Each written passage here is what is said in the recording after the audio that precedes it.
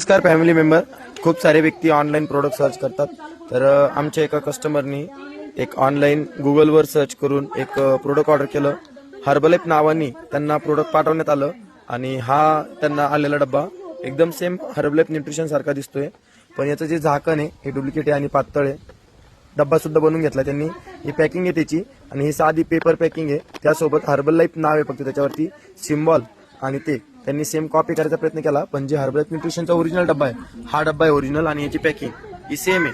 जेव्हा आपण कोणताही प्रोडक्ट घेतो तर या प्रोडक्ट वरती सगळ्या गोष्टी कॉपी होऊ शकतात. जसं सोनं आपण सोनाराच्या दुकानातून घेतो तसं फ्लिपकार्टवरून घेत नाही. तसं आपलं शरीराचं जे सोनं आहे किंवा सोन्यासारखं जे जेवण आहे असं फ्लिपकार्टवरून मागू नका आणि तुम्ही फसू नका. बघा एवढं छानपैकी काम करताना आम्हाला ही गोष्ट नजरेस आली.